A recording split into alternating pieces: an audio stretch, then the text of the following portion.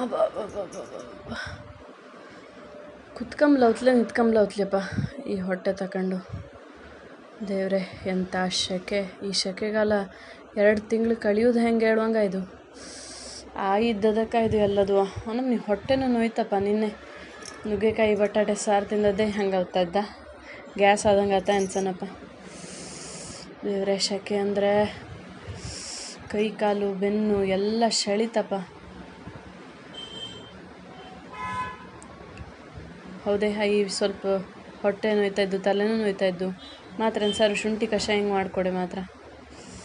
ಕಾಲು ಗಂಟೆಲ್ಲ ನೋವು ಎಲ್ಲ ಮಾಡಿಕೊಟ್ರು. ಈ ನಮ್ಮನೆ ಕೈ ಕಾಲು ಸೆಳಿತೋಳಾದರೆ ಈ ಮಾಣಿಗಂತೂ ಹೊರಕೆ ಬರ್ತಾ ಇಲ್ಲ. ಇಲ್ಲಿ ನನಗಂತೂ ಹೊರಕ್ಕೆ ಬಂದು ಜೀವ ಹೋಗ್ತಾ ಇದ್ದು. ಇಲ್ಲಿ ಮನೆಗೆ ಹೊಯ್ಕೊಂಡಿದ್ರೆ ಯಾರು ಮಾತ್ರ ನೋಡ್ಕೋತಿಪ್ಪು. ಹೊರಗೋಷಣ ಬೇಗ ಮಾಣಿ ಅಂತಕ್ಕೂ ಹೊರಗ್ತಾ ಇಲ್ಲಪ್ಪ. ಗರಂ ಆತ ಹೀಟಾತ ಅಥವಾ ಚಾಚೆ ಆಗೋದಕ್ಕೆ ಹೊರಗ್ತಾ ಇಲ್ಲ. ಎಂಥದ ಏನಪ್ಪ. ಆದರೆ ಎಂಥ ಇದು ನೋಡ್ಕೊಂಡು ಔಷಧಿ ಯಾರು ಮಾಡ್ಕೊಡ್ತಿಪ್ಪು. ನೋಡ್ಕೊಂಬ್ಲಾರು ಅದೇ ಶಣ ಮಾಡ್ಲಾಗ ಶಿಶಿ ಅದೇ ಅಪ್ಪಿ ಸಣ್ಣ ಹಿಂದೆಂತಕ್ಕೋ ಬೆಳಿಗ್ಗೆಯಿಂದ ರಗಳೆ ಅಪ್ಪ. ಒಂದು ಆಯಿಗೆ ಫೋನ್ ಮಾಡಿ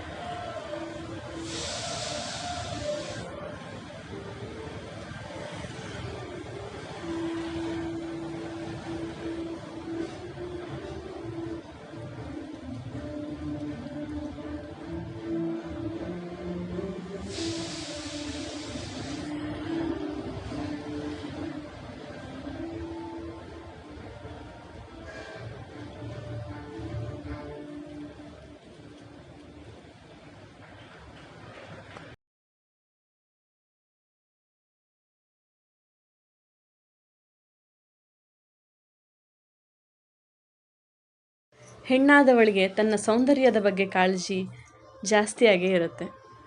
ಅಂಥದ್ರಲ್ಲಿ ತನ್ನೆಲ್ಲ ದೇಹದ ಸೌಂದರ್ಯದ ಜಾಗೃತಿಯನ್ನು ಅಥವಾ ಕಾಳಜಿಯನ್ನು ಬಿಟ್ಟು ತನ್ನ ಮಗುವಿಗೋಸ್ಕರ ಎಲ್ಲವನ್ನ ತ್ಯಾಗ ಮಾಡ್ತಾಳೆ. ಹಾಗೆ ನಮ್ಮೆಲ್ಲರ ಅಮ್ಮಂದರು ಕೂಡ ನಮಗೋಸ್ಕರ ಏನೆಲ್ಲ ತ್ಯಾಗಗಳನ್ನು ಮಾಡಿದ್ದಾರೆ ಅಲ್ವಾ. ನಾವು ಪುಟ್ಟ ಮಕ್ಕಳಿರ್ಬೇಕಿದ್ರೆ ಹಾಗೆ ನನಗೂ ಕೂಡ ನಾನು ತಾಯಿ ಆದ್ಮೇಲೆ ಅವಳ ಪ್ರೀತಿ ಬಗ್ಗೆ ಅರಿವಾಗಿದ್ದು.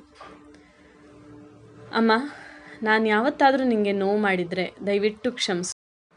ಜಗತ್ತಿನ ಎಲ್ಲ ತಾಯಂದ್ರಿಗೂ ದೇವರು ಆಯಸ್ಸು, ಆರೋಗ್ಯ, ಸುಖ, ಶಾಂತಿ, ನೆಮ್ಮದಿ ಎಲ್ಲವನ್ನ ಕೊಟ್ಟು ಕಾಪಾಡಲಿ.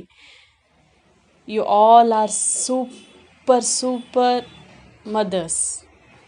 I love you all. ಪ್ರಪಂಚದಲ್ಲಿ ಯಾರು ಬೇಕಾದರೂ ನಮ್ಮನ್ನು ನೋಡಿ ನಮ್ಮ ಮಾತುಗಳನ್ನು ಕೇಳಿ ಜಡ್ಜ್ ಮಾಡ್ಬೋದು. ಆದರೆ ತಾಯಿಯಾದವಳು ಮಾತ್ರ ನಮ್ಮ ಮಾತನ್ನು ಕೇಳಿ ನಮ್ಮ ಕಷ್ಟಗಳನ್ನು ಕೇಳಿ ಸಾಂತ್ವನ ನೀಡ್ತಾಳೆ.